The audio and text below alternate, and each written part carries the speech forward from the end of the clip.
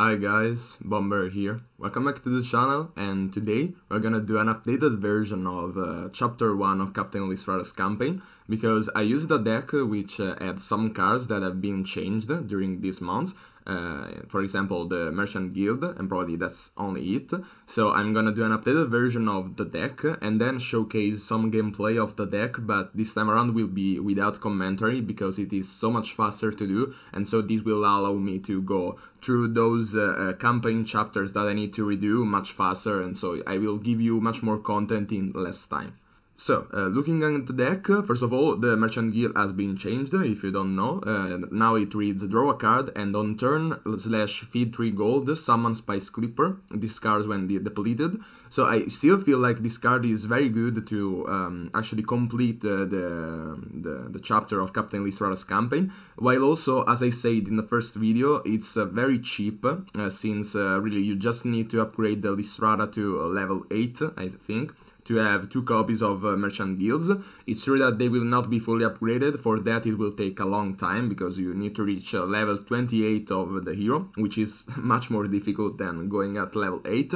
But really, Merchant Guild non-upgraded will be 9 and 10, and so the difference, the ratio of the increase of the cost is not that much noticeable. For example, look at the seat. If the seat, which costs 0 gold by the way, if the seat is not fully upgraded, its ratio to upgraded / non-upgraded skyrockets to infinity, because you are paying infinity more times the cost, since 0 actually 1 divided by 0 is infinity, so you are paying so much more. Or for example, something more comprehensible could be the seat non-fully upgraded / the seat that you get, so that's 1 over 2, so you're actually 2 over 1, so you're paying double the cost. So what I want to say is that the cheapest the card is, the more noticeable is the upgraded cost, or actually the cost increase on the non-upgraded ones. So really, since Merchant Guild is a mid-cost / expensive card, it is not that much noticeable, and so it is not needed at all to have an upgraded Merchant Guild. But obviously having it obviously increases your chances to grab it and whatever.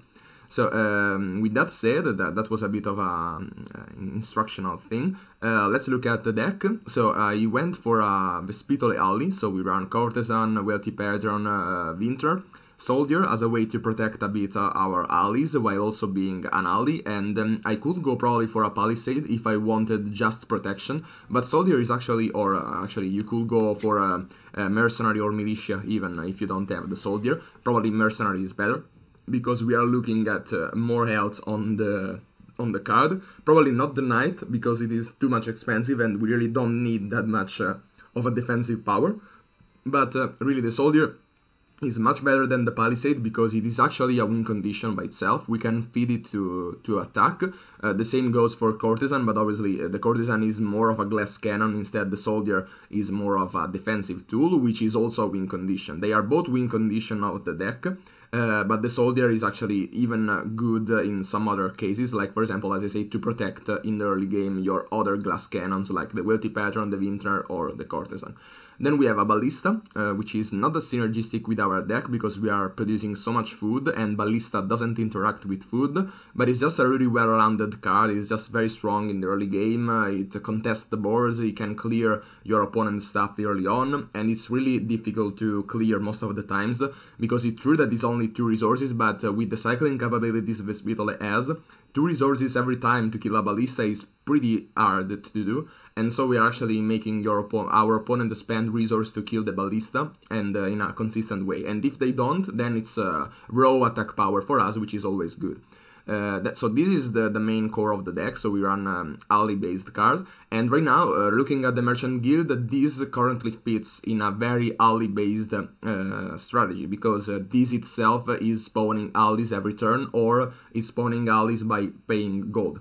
And so we are gonna produce a bunch of gold thanks to the Wealthy Patron and all the food that we are gonna produce with the Winter, the Harvest, and the Merchant Guild itself, since the Spice Clipper, by the way, is a ship which has 2 health points. it retaliates and produces food on turn. So that's definitely pretty strong because it's really hard to clear. And if you want to clear it, then that's 2 attacks every time. If you don't clear it, it's food, which we can convert into gold for economy or attack for with courtesan. And also it increases the ally we have for the harvest, which is such a power move. And by the way, you can swap the harvest if you don't have it, but it's really a powerful move to have. And as I said, your opponent wants to clear the Spice Clippers if you have an harvest on the bank, because you are threatening to go so much exponentially on food production with the harvest and all the Spice Clippers summoned. So yeah, that's probably the basics of the deck. Then I will show you some gameplay to actually see the deck in works, as I said, without commentary, so that it will be so much faster. And so yeah, that's it.